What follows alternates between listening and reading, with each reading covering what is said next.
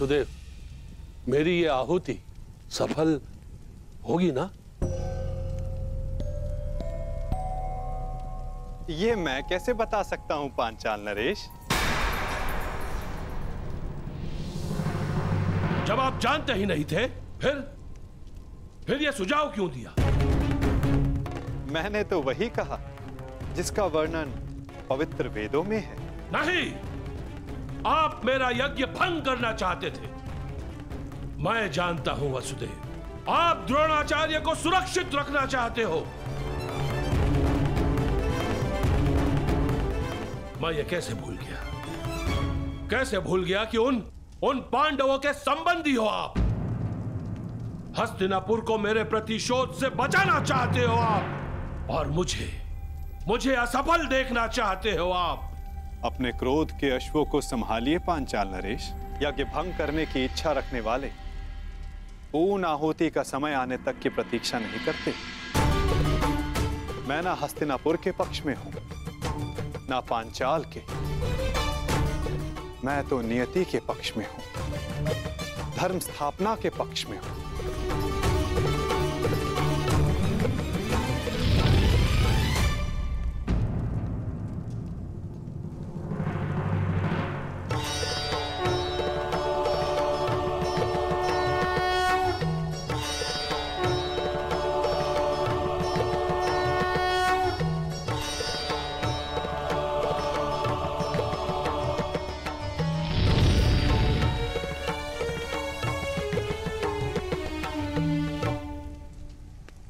यज्ञ सफल रहा। आपका पुत्र जन्म लेने वाला है। धन्यवाद ईश्वर, धन्यवाद।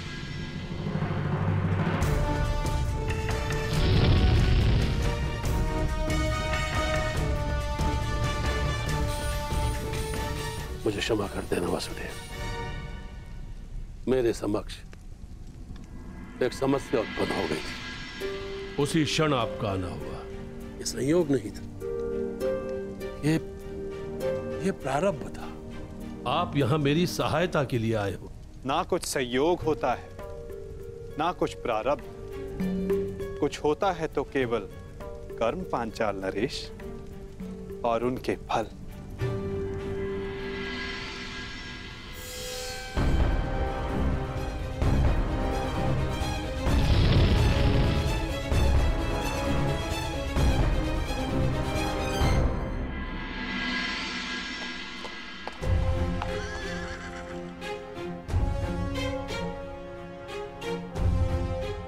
बड़ा दुख होता है। मेरा इतना सुंदर महल, मेरी इतनी सुंदर कृति कल प्रातःकाल राख का ढेर होगी, अपने भीतर उपस्थित अतिथियों समेत। अपना भविष्य उज्जवल करने के लिए मुझे अपने हाथों ही अपनी इस सुंदर कृति को ज्वाला देनी होगी।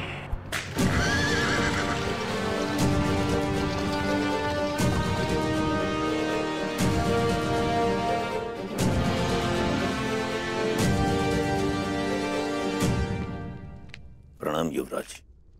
बड़ा विलंब कर दिया आपने आने में पुरोचन महोदय।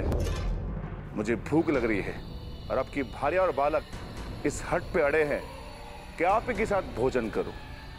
विलंब के लिए क्षमा चाहता हूं कुमार भीम। अब आपके भोजन में विलंब नहीं होगा। वैसे आपको ये मेरा बनाया महल कैसा लगा? ठीक है, कुछ कमियां हैं जिन्हें सुधारा जा सकता है। रोचन के निर्माण में कमी निकालना ठीक वैसा ही है जैसा ब्रह्मा जी की सृष्टि में दोष ढूंढना। रुष्ट मत होइए पुरोचन महोदय। अनुज भीम की यह व्यक्तिगत सोच है,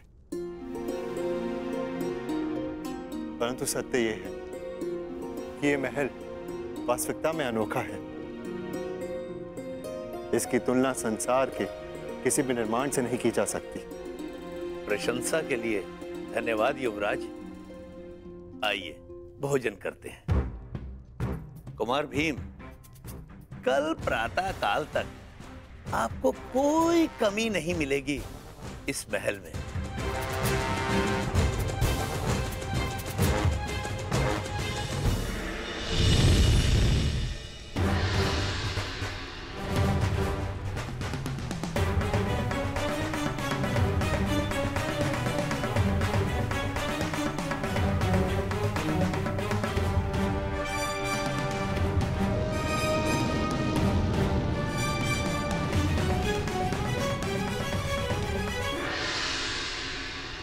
अग्नि कुंड से उत्पन्न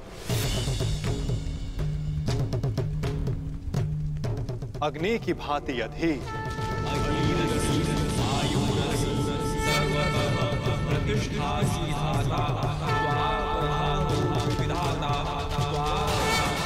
साहसी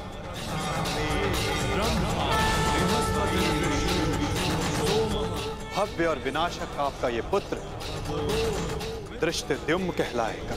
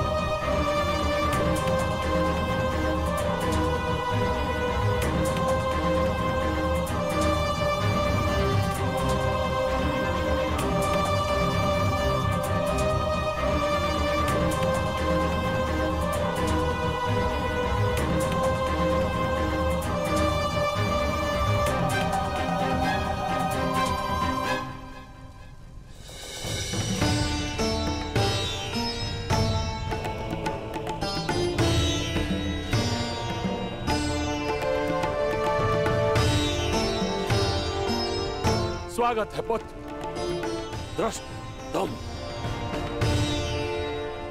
तुम मेरी कठोर तपस्या का फल हो। तपस्या का फल उद्देश्य पूर्ति पर ही प्राप्त होगा। मेरे जन्म का उद्देश्य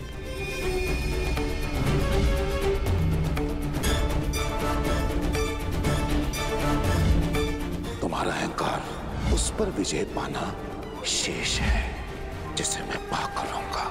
आज मैं एक राजा का पिता हूं और तुम कुछ भी नहीं द्रौपद। इसलिए मैं भारद्वाज पुत्र द्रोण, हस्तिनापुर राजगुरु द्रोण, पांचाल का आधा राज्य द्रुपद को दान में देता हूं।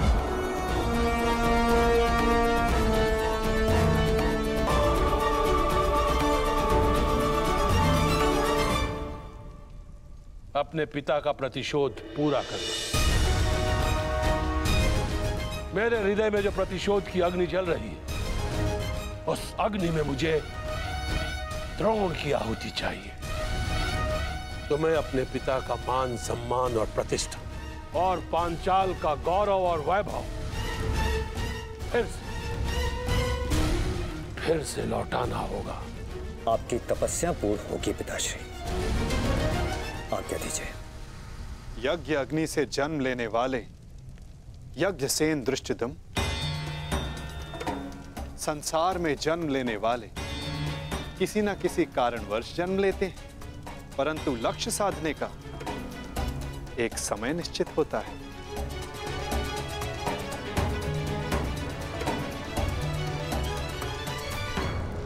अग्नि शिखा फिर से विराट हो गई है।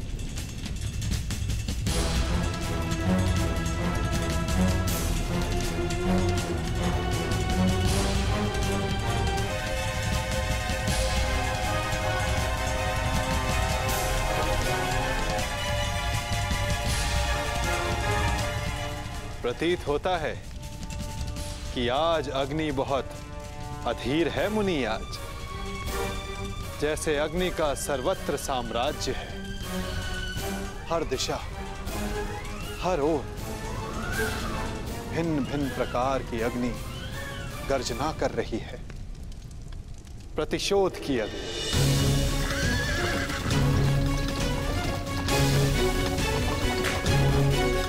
कपट की अग्नि, विनाश की अग्नि, विनाश की अग्नि।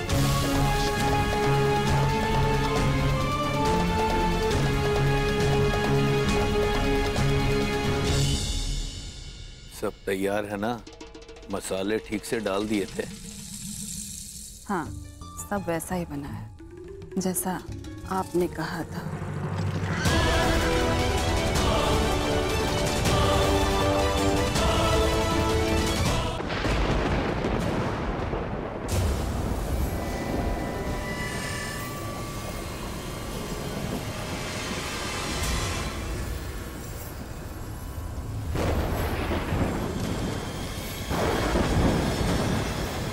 यज्ञ अग्नि बहुत प्रबल है।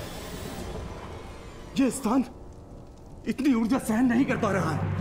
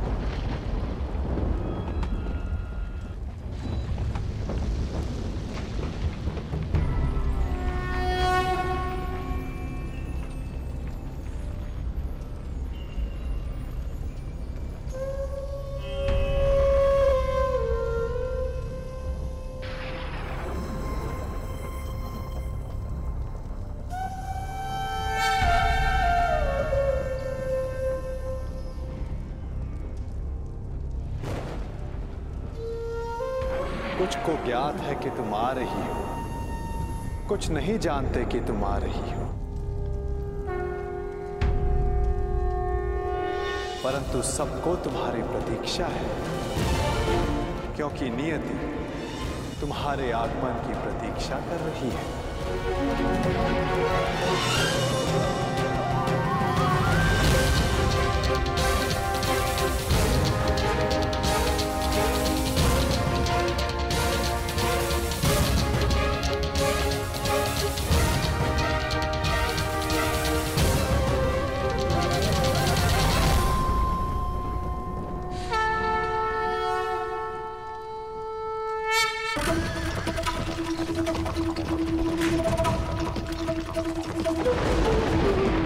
पांचाल नरेश, ये गुफा और अधिक समय तक नहीं रह पाएगी।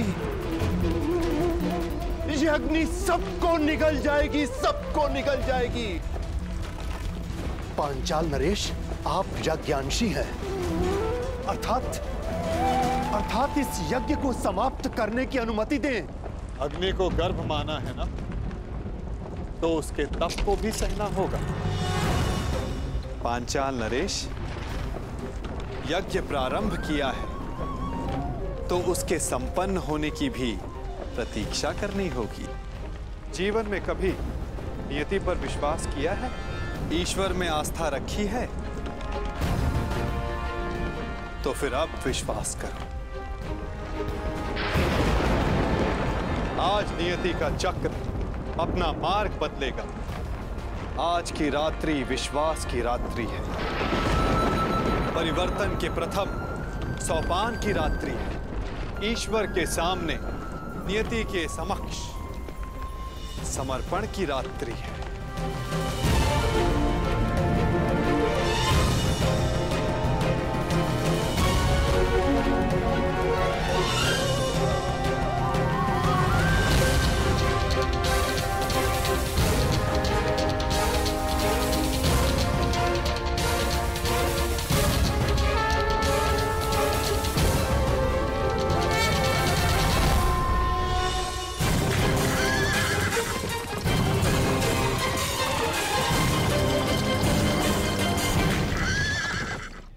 खाइए युवराज। भार्या ने अपने हाथों से ये भोजन तैयार किया है, सुस्वाद तो है ना? आप रहने दीजिए, हम स्वयं ले लेंगे। नहीं नहीं युवराज माता, आपको, युवराज और इनके भ्राताओं को भोजन कराना तो परम सौभाग्य की बात है। और कौन जाने कि फिर ये अवसर मिले या ना मिले।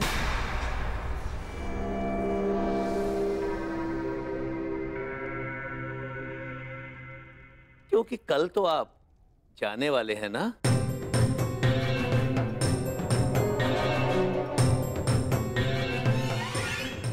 अर्थात कल वर्णावत में आपका सत्कार होगा ना? फिर आपके पास कहां समय शेष होगा इस निर्धन का सत्कार लेने का। मैं आज कृतार्थ हुआ और मेरा ये भवन भी कृतार्थ हुआ जिसमें आपका आगमन हुआ।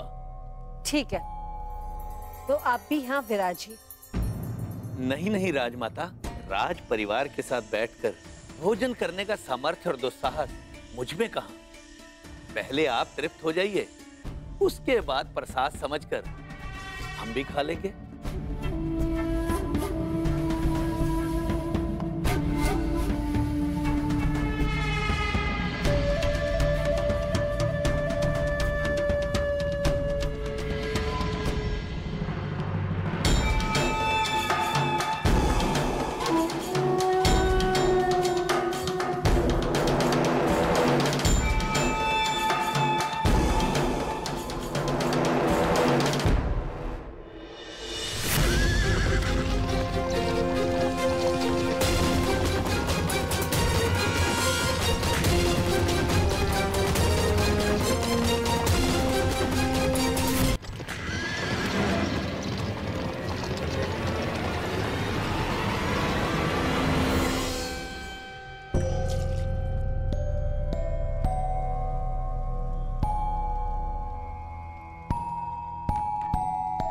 अरे, आप इतनी मदिरा क्यों पी रहे हैं?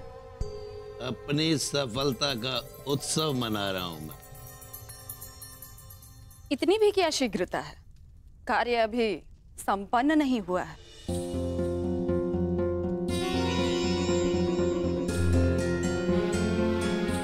मेरे प्यारे भोली जीवन संगिनी, और ये विष युक्त भोजन करने के पश्चात अतिथिगण गहन निद्रा में सो जाएंगे।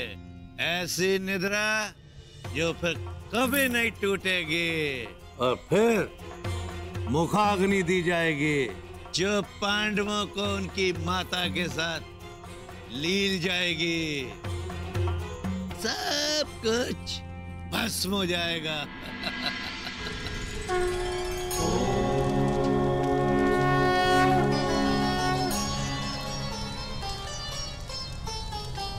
नारायणं नमस्कृत्य नरं चैव वसुदेव, हमें आप पर पूर्ण विश्वास है। ततो जयं मुदीरये। आज रात्रि सत्य और विश्वास का जन्म होगा। छल और कपट का नाश होगा। आज रात मेरा प्रयोजन अवश्य सिद्ध होगा।